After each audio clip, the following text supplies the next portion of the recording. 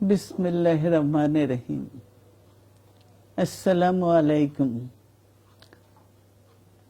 দীর্ঘদিন অসুস্থ থাকার পর আপনাদের সামনে কথা বলতে পারার জন্য আল্লাহর কাছে শুকরিয়া আদায় করছি। আমার কারাবন্দী অবস্থায় আপনারা আমার কারামুক্তি ও রোগ মুক্তির জন্য সংগ্রাম করেছেন, দোয়া করেছেন। সেজন্য আমি আপনাদের সকলকে ধন্যবাদ জানাচ্ছি। দীর্ঘ আন্দোলন সংগ্রাম ও ত্যাগের মধ্য দিয়ে আমরা ফ্যাসিবাদী অবৈধ সরকারের কাছ থেকে মুক্তি পেয়েছি।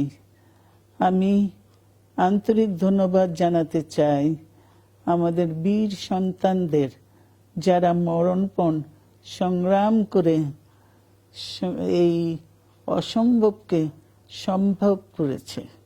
শত শত শহীদদের জানাই শ্রদ্ধা। এ বিজয় আমাদের নতুন সম্ভাবনা নিয়ে এসেছে। দীর্ঘদিনের নজিরবিহীন দুর্নীতি, গণতন্ত্রের ধ্বংসের স্তূপের মধ্য থেকে আমাদের নির্মাণ করতে হবে এক সমৃদ্ধ বাংলাদেশ।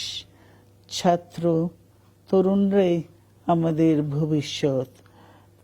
তরুণরা এই যে স্বপ্ন নিয়ে বুকের রক্ত ঢেলে দিয়েছে, সেই স্বপ্ন বাস্তবায়নে করতে মেধা, যোগ্যতা, জ্ঞান ভিত্তিক গণতান্ত্রিক বাংলাদেশ গড়ে তুলতে হবে।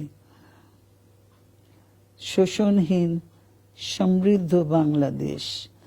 সকল ধর্মের গোত্রের অধিকার নিশ্চিত করতে হবে। শান্তি,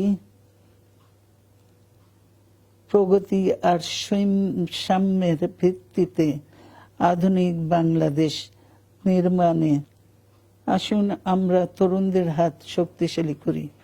ধ্বংস নয়, প্রতিশোধ নয়, প্রতিহিংসা নয়, ভালোবাসা, শান্তি ও জ্ঞান ভিত্তিক সমাজ গড়ে তুলি। আল্লাহ হাফেজ। বাংলাদেশ